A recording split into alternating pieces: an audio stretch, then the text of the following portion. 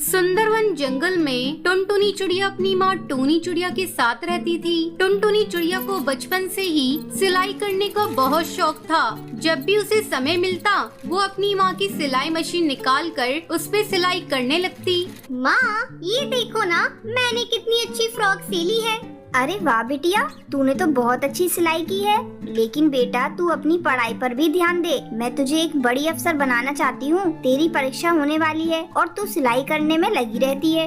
माँ, मुझे सिलाई करना अच्छा लगता है। मैं पढ़ाई के साथ साथ सिलाई करना भी सीखूंगी। मैं कुछ नहीं जानती। आप मेरा दाखिला किसी सिलाई सेंटर में करवा दो। ठीक है टुनटुनी, जब तेरा इतना ही मन है तो मैं तेरा दाखिला किसी सिलाई सेंटर में करा देती हूँ। अगले दिन टूनी चिड़िया टुनटुनी का दाखिला एक सिलाई सेंटर में करवा देती है। अब टुनटुनी पढ़ाई के साथ साथ सिलाई भी मन लगाकर सीखने लगती है। कुछ ही दिनों में टुनटुनी की स्कूल की पढ़ाई हो जाती है। एक दिन टूनी की सहेली बबली कबूतरी उसके घर आती है। अरे टूनी, ओ टूनी, कहाँ है? जल्दी आ। तब टुनटुनी चिड़िया कहती है, आंटी, वो माँ घर पर नहीं है, पड़ोस में गई हैं। आप बैठिए, मैं उन्हें अभी बुला कर लाती हूँ। तुम टुनटुनी हो ना? कितनी बड़ी हो गई है। जब मैंने तुझे देखा था उस समय तू बहुत छोटी थी। पहचाना मुझे? मैं तेरी बबली आंटी हूँ। टुनटुनी, तू जाकर अपनी माँ को बुला ला। टुनटुनी चिड़िया पड़ोस में अपनी माँ को बुलाने के लिए चली जाती है। टुनटुनी चिड़िया अपनी माँ को लेकर घर आती है।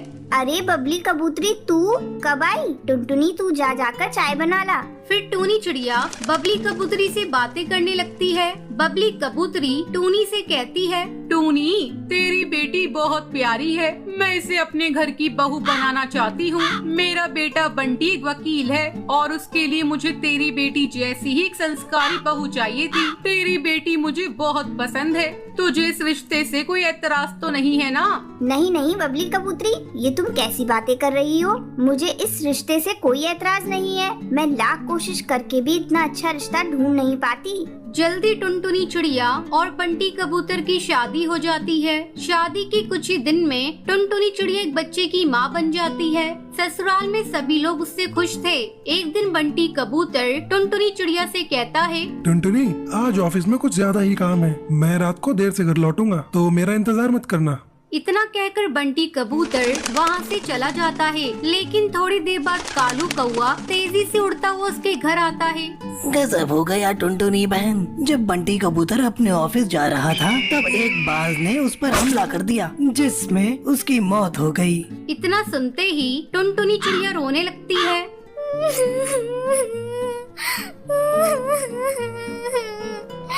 माँ जी, ये सब क्या हो गया? माँ जी, बंटी कबूतर के बिना भी ये घर कैसे चलेगा? टुनटुनी, तू हिम्मत मत हार बेटा। ऊपर वाले की मर्जी के आगे किसी की नहीं दिन चलती। गुजर जाते हैं। टुनटुनी चिड़िया अपना दुख भुलाकर सिलाई का काम करना शुरू कर देती है। आस पड़ोस के पक्षी उसके पास अपने कपड़े सिलवाने के लिए आने लगते हैं। एक दिन हरी काकी उससे कहती है, टुनटुनी, तू तो इतनी अच्छी दर्जी है, इसके बारे में तो मुझे पता ही नहीं था। कम पैसों में बहुत अच्छे कपड़े सिल देती है। तू ऐसा कर, अपना एक बुटीक खोल ले। हाँ काकी, आपका सुझाव बहुत अच्छा है। मैं जल्दी ही अपना बुटीक खोलूंगी, लेकिन इसके लिए पहले मैं माँ जी से इजाजत लूंगी। हरी काकी के जाने के बाद टुनटुनी चिड़िया अपनी सास से बुटीक खोलने की इजाजत मांगती है। माँ जी, क्यों ना मैं अपना एक बुटीक खोल लूं? इससे अच्छी कमाई हो जाएगी। ठीक है टुनटुनी, तुझे जो अच्छा लगे वो कर। तू अपने बुटीक का अच्छे से काम कर, मैं तेरे बच्चे को संभालूंगी। चिड़िया अपना बुटीक खोल लेती है। अब उसकी कमाई पहले से दुगनी हो गई थी। इस तरह टुनटुनी चिड़िया खुशी खुशी अपनी जिंदगी बिताने लगती है।